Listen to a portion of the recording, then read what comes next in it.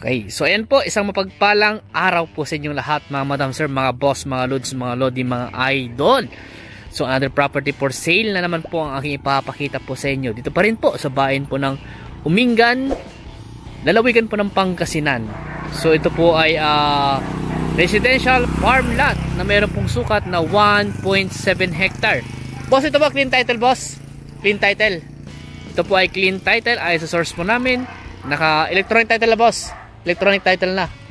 Naka electronic title na daw po. Buhay yung nakapangalan sa titulo. So fully fenced na. Fully fenced na. Okay.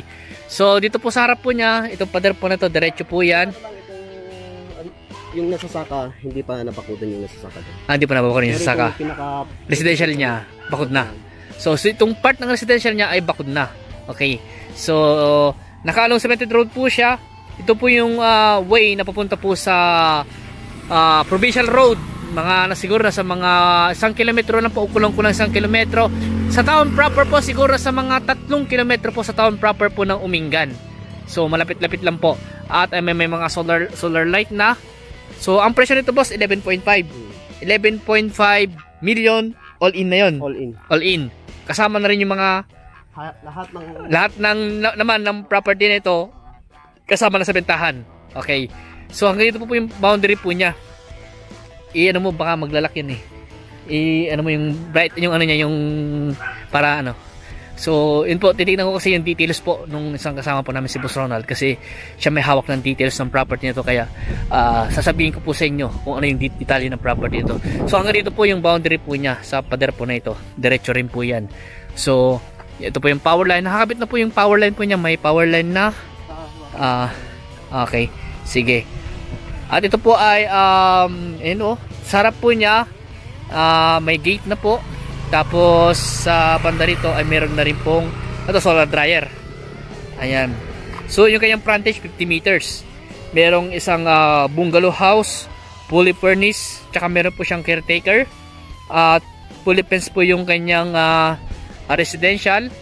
At may mga kapitbahay na rin po dyan. May mga kabahay po sa part na yan.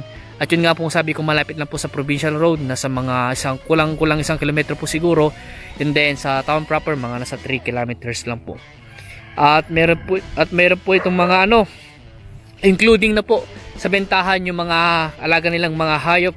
May bingala, may pabo, may organic chicken, may Chinese chicken, batam, may ostrich, imported dog, at iba pa daw po.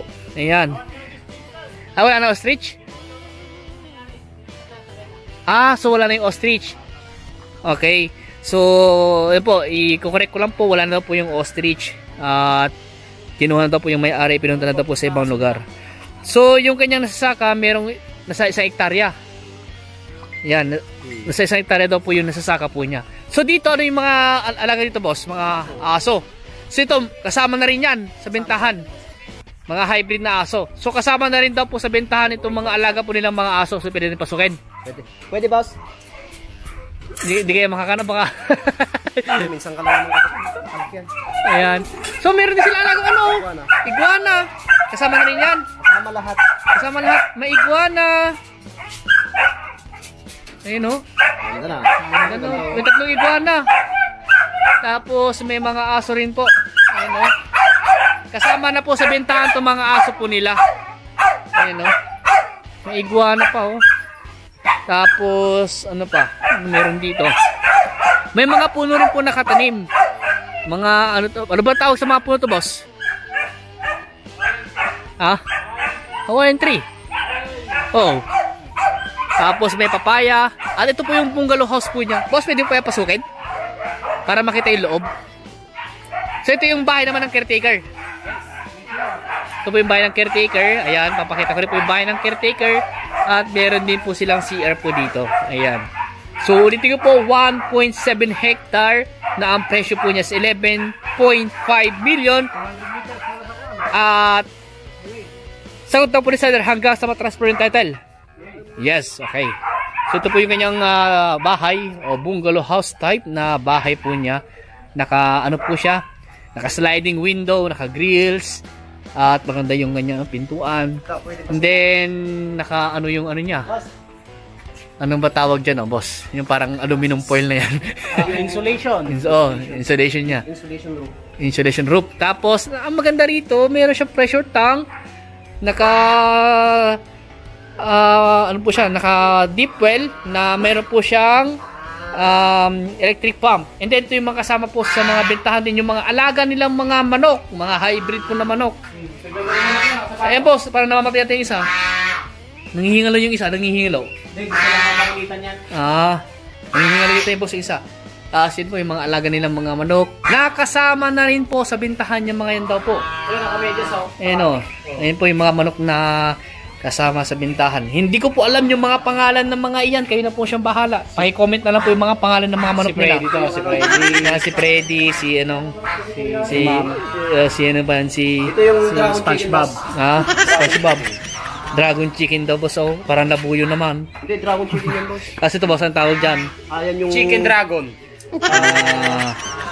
Kawitan. Hindi. Hindi. At may mga... Pikante. May mga itlog po nila, oh. Ayun, oh, mga organic egg po yan. Organic. Ayan, Egg organic. Yung may manok din pala, parang si Aldos. Yung indubigante. Malaki yung pa. Naman Adidas niya. Malaki, sarap yung, Indubigante. Ano pangalan? Indubigante. Indubigante. Tapos ito naman, ito yung... Bigante. Feather chicken. tawag ng kanina. Ano ba tawag sa mga manok na yan? Basta manok na yung mga yan. Hindi po bahala kung ano pa itawag. Ay, walang laman to. Ito. Ayan. Ito yung ano naman sa pato. May oven. Hindi, incubator. Oven. May incubator po sila ng kanilang mga itlog. Ayan. At ito po yung kanilang mga itlog. May mga alagaan po sila dyan, oh. May mga bibi. Ayan. Tapos, pasukin natin yung bahay po para makita nyo po yung loob ng bahay. Kaya, lahat po na nakikita nyo po ay kasama na po sa bentahan. Sayang nga lang po ay yung ostrich ay nakuha na po nila. Inuwi daw po, nilipat daw po yata yung ostrich. Ayan. Boss, drip niya yung papaya eh. Ayan. So, pasukin natin itong bahay. So, sa bungat pa lang po ng bahay, meron na po siyang, grills na doors grills. Ayan. Tapos, ito po, kasama sa lahat sa bentahan itong mga to. Yes. Yes, paki-ilaw, boss. Ayan, may, ayun, oh. May Naka-bubid na at may elisin ng helicopter dito. Naka-pinlight pa po siya, paibay-bay yung ilaw yung, yung light po niya, tapos naka-pinlight po siya. Yung pinlight po, walang ilaw yung pinlight niya. Ayan. May ref na rin po, kasama na rin po yung ref sa bentahan. At ito po yung kanilang dining area, tsaka kitchen area po nila. Ayan, meron din pong helicopter dito. Ayan po. So, meron na rin po silang water dispenser. At yung tubig, kumusta natin yung tubig. Ayan. Okay. Wala, nakapatay. Nakapatay yung tubig. So, ilan yung kwarto, boss? Dalawa. Dalawang kwarto at isang CR po. So, boss, pwede buksan yung Ayan. So, ito po yung unang unang kwarto. May helicopter din. May helicopter po siya. At ang maganda po dito, naka-tiles po.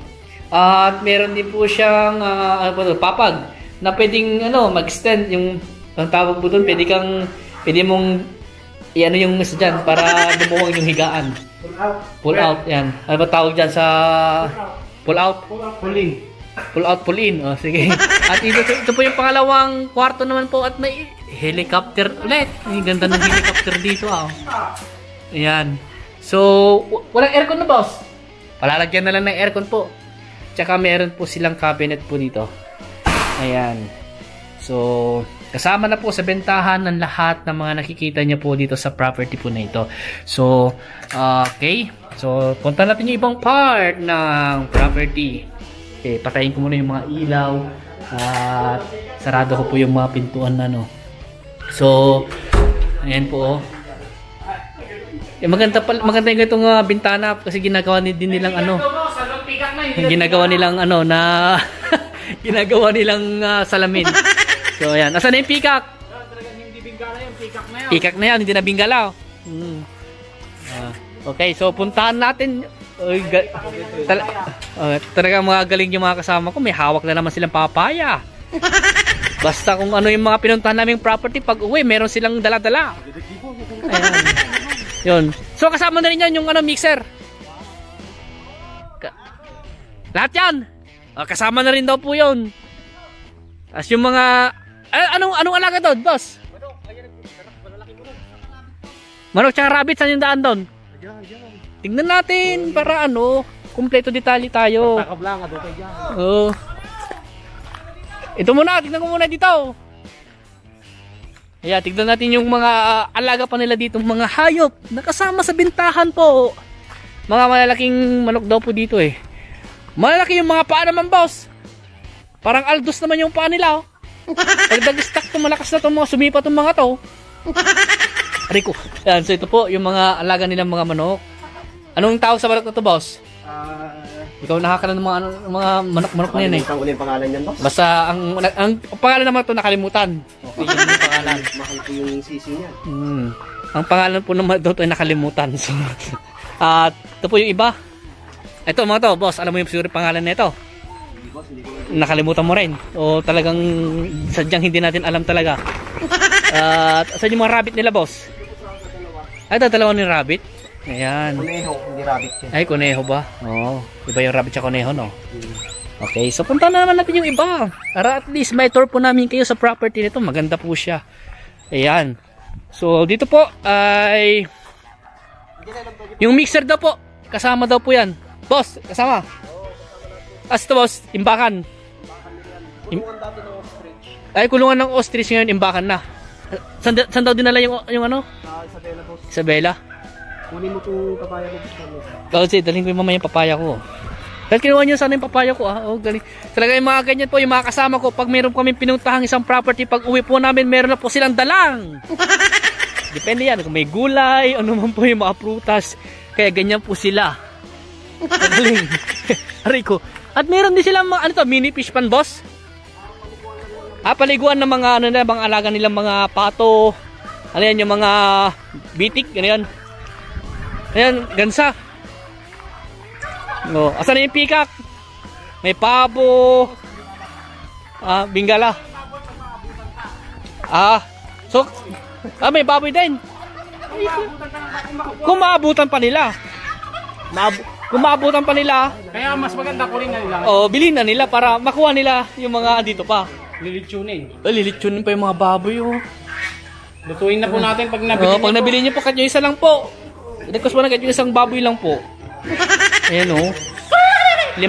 At meron pang kasamang sishew. Pag yung kinain dyan. Ayan. So, at maganda rin po dito, may mountain view. May mountain view po dyan. Papakita ko sa inyo yung mountain view. Marunong pang nakausapin yung mga pabo nila. So may mga pabo rin po sila. Kaya pag kinausap po yung mga pabo, ganun ba yun? Nag-response? Oo. Tingnan yung pakita ko muna yung mga pabo, boss. Ay, nagre-response na sila, boss, pag tumutunog ka ng ganon. Diba yung mga pabo nila? Ayan po, mga pabo nila yan. Pabo! Ayan po. Pikak ko? Pikak ba yan? Hindi naman pikak yan eh. Hindi na, pikak ko. Ayan. Ayan, pikak. Dalawa, mag-asawa. I wanna see you pikak. Ayan. Ayan po. Pabo! Pikak. Pabo. Ayan po yung mga kasama na po sa bentahan ng mga yan. Kaya Bibe, marami. Maraming bibe, maraming mga manok. Sayang ostrich nga, boss. Ayan. So, ganun po. Kaganda itong property nito. At ang maganda rin po dito, meron na rin po siyang palayan. May bukid po siya. Marami pa itong Ha? CCTV, Wi-Fi. May CCTV na, may Wi-Fi na. So, may internet connection na rin pala. May water system na rin daw po. May mga solar light din po sila. Ayun, may CCTV po. Ayan, may CCTV po siya. Okay. Ang maganda po dito. Ayan, may mountain view kayo. Lubundukin ng Carvalho. So, yun yung palayan niya. Yun yung walang Isang hektarya yung palayan niya? O baka wala? Naman doon. Mga isang hektarya po siguro. Mga Bingala. Ayan po. Tignan natin yung ibang mga hayop pa dito. Mga bingala daw. May mga pato. Ayan po. Ay, kululok na rin. Ayan po. Yung mga alaga po nilang mga pabo. Ayan. Wow! Ibang klaseng pabo to. Ibang kulay. Kok! Ibang kulay. Na? Mga lalaking mga pabo. So dito wala na. Ay, may pabo rin. So yun po yung palayan po niya. Hindi na namin po mamuntahan yung drone video na po ano po sa inyo sa palayan po niya. At yun nga po sabi ko may mga bulubundukin. Ganda ng mountain view. Tapos may mga puno rin po ng mangga na tinanim dito. Sa 2, 3, 4, 5, 6, 7, 8. Walong mangga nakatanim. Ewan ko na po sa bandor kung may mga nakatanim pa mga mangga. So may iba't ibang puno rin nakatanim. May mga kaimito, may mga papaya, may suha pa ata. Ayan. So marami po nakatanim dito. At ang maganda nga po dito ay kasama na po sa lahat sa bentahan kung ano po yung laman dito sa property. At kung gusto nyo pong i-retain yung caretaker, kasapin natin yung caretaker kung gusto nilang gusto nilang magpaiwan or mag-continue po dito. Ayan. Ulitin ko po, ito po ay 1.7 hectare na ang presyo po niya is 11.5 million at malinis po yung kanyang titulo ayon po sa source po namin sa property na ito. Ayan. So, kung gusto nyo puntahan na itong property na ito, mag-schedule na po kayo agad ng viewing para makita nyo po. At baka sakali magustuhan po ninyo. At kung gusto pa i-negotiate yung price, yung mismong seller na po ang kausapin nyo po regarding po sa property na ito. Ayan. So, hanggang dito po muna. Please follow and subscribe para ma-update po kayo sa mga ganitong property na binablog po namin. So, hanggang dito po muna. At maraming salamat po sa inyo lahat. At God bless po.